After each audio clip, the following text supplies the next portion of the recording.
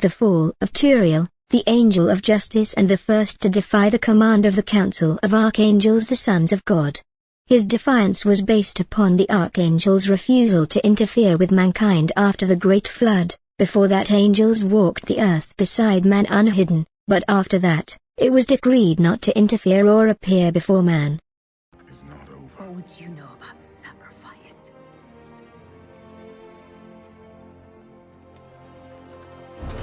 Tyrael, the ancient law of the high heavens strictly forbids us from interfering with the mortal world. Yet you have done so, brazenly. All I am guilty of, Imperius, is bringing justice, while you hide, cowering behind your throne. Silence! You will now answer for your transgressions.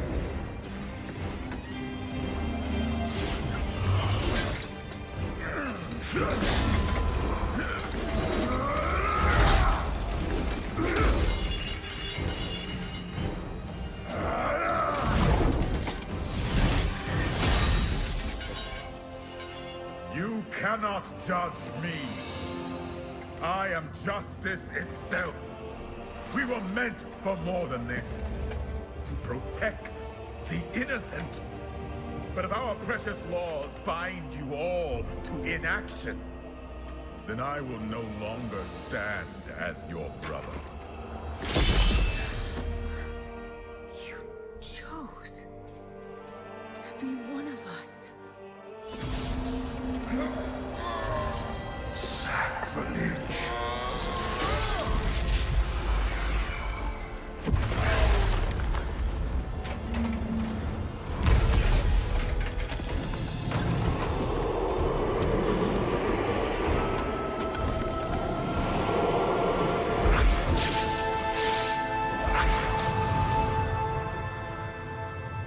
Thus, I fell willingly.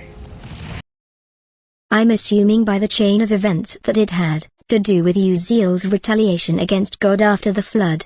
That story about the encounter between God and the supposed Lucifer was the conflict that Samjaza had spoke about, when he gave his life holding my act of defiance in his heart as his hero and strength.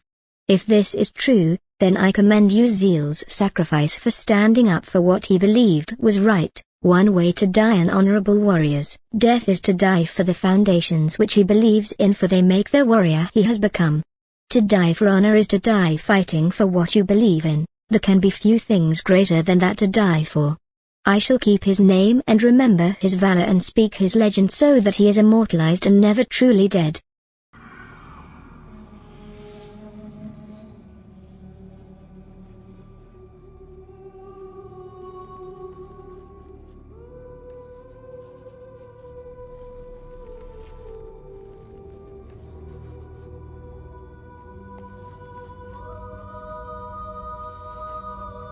Now back to the story of Turiel. Most angels didn't care about their heavenly politics and drama by that time. The rebellion and war that followed after my fall showed them a good reason why not to.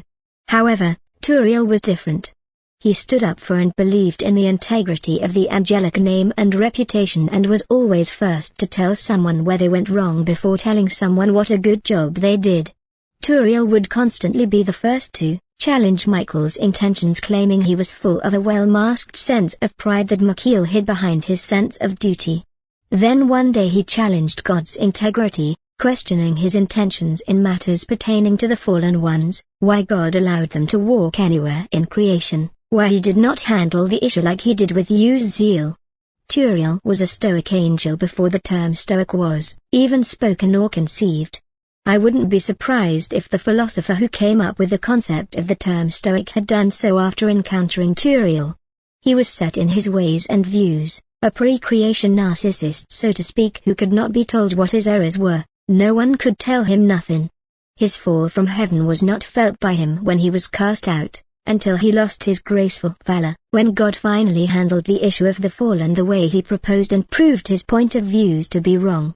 That, as well as he thought he knew God and his character, enough to lash out in harsh criticism for things he thought defined the very being of God. However, God then revealed the fact that Turiel never truly knew the true God or his character or intentions, because no one does and no one can for the sake of all he has labored to create. God revealed that these manifestations that they knew and all had come to believe was him, was but a small portion of a much more vast being, more complex than his understanding could comprehend. When Turiel asked about how vast his being was, God revealed that his being was so immense that the universe and everything within it and every possible, alternative universe that could have been if things happened differently, and that each person experiences their own journey through life, and so each person experiences a different universe than the other, and even with every person that ever was, is and has yet to be, if you put all their universes together with everything else, then you still would only take up a space upon his ankle when measuring the entirety of his vast being.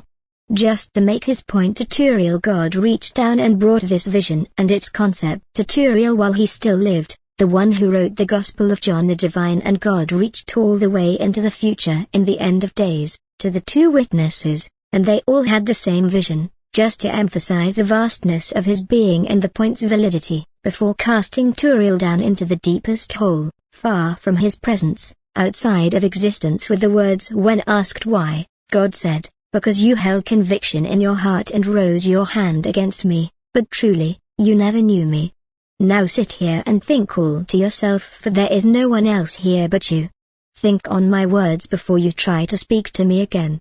And he left Turiel, in his fuming anger, cursing God's name, convinced that God was evil because he was illusioned by the deception of mankind's ambitions and plans to manipulate and control God, trusting in his people's traditional views to be the truth over God's own words and wisdom, seeking ways to turn his angels against him, lead him towards striking out against his angels and casting them out, so that those watching, those warping their traditions and hiding behind them as false believers, who are responsible for this, can in turn use this knowledge to strike against God and cast him out of his duties, take his power, and exile him from his own kingdom. For they believe God is real, but they also believe God is a joke, a fool and absent-minded. They have no respect or concern for God's views because they are the youth I have spoken of before, the lost generation, and they realize that there will be a price to pay, and they seek to hide, knowing that God will be angry for what they have done. You know, the same old ambitions, just different faces, but this repetitious skull has a hidden face that is no longer hidden now. Somewhere they are collecting the outcome of these events, preparing for Armageddon, preparing for their day of judgment.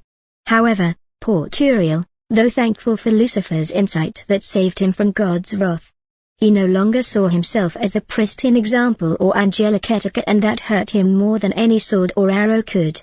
He saw himself as one of the pillars of heaven's righteousness, so convinced he was a shining example of angelic grace. Until one day he realized he wasn't, and he quickly decayed from the. But this is a very good depiction of the beginning of his fall. As he challenged the holy hosts of heaven's command, convinced he knew the mystery that none may know, ignoring those last words, hearing only what he wanted to hear. One misses many things, especially when your mind is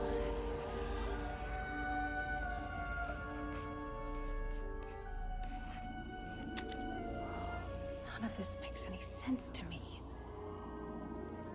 What am I missing, Uncle?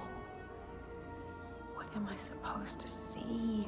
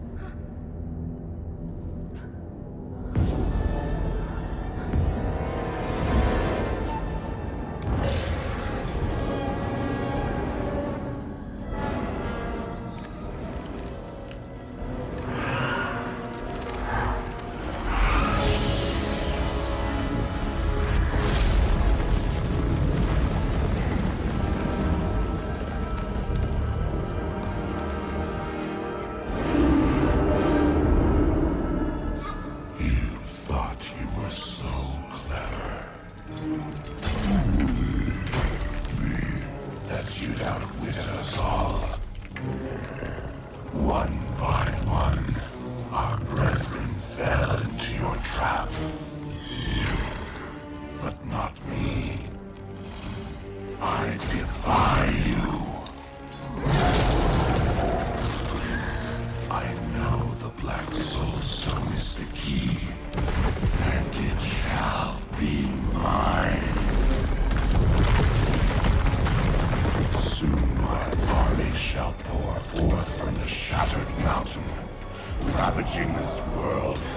hope of resistance.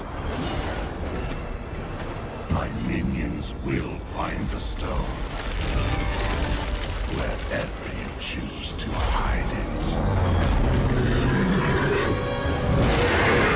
Then, at long last, Osmodan shall reign as the prime evil.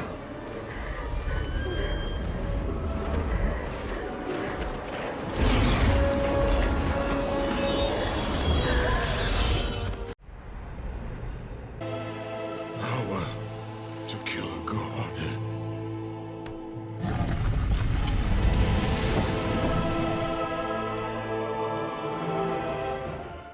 I take you back to the Greek tale of Hades and Persephone. In the Greek legends of Persephone's journey into the underworld. Now she was instructed when entering the underworld not to eat of the fruit that grew there, for if she did she would not be able to leave. This information is the clue needed to attain the knowledge on how to kill a god. The legend of the nectar of the gods, the ambrosia, fruit transcends across cultures and is mentioned in various tales, from the Norse tales of Freya and her immortal fruit that bears itself once every 3,000 years to the Asian legends of the Queen of the Jade Emperor who also bears a life-giving fruit of immortality. The Greek tales speak of a fruit that diminishes the power of a god and even can render them mortal. When Persephone ate from their fruit of the underworld, the pomegranate, her power as a god was diminished, keeping her trapped in the underworld unable to escape.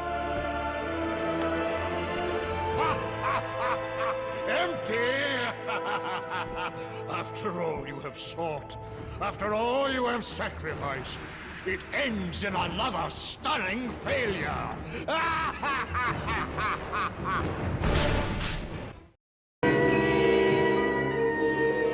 You are about to enter another dimension. A dimension not only of sight and sound, but of mind. A journey into a wondrous land of imagination. Next stop, the Twilight Zone.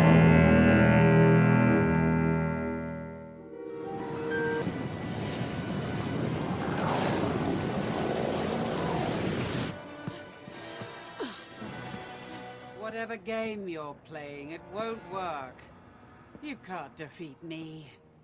No, I know. But he can. No!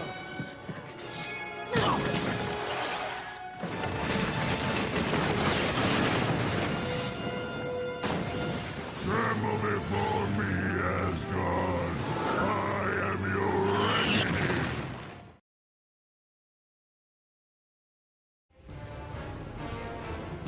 Such chaos. I will have much to do after I kill you. Face me, father. It is time to end this. Yes, my son. It is time.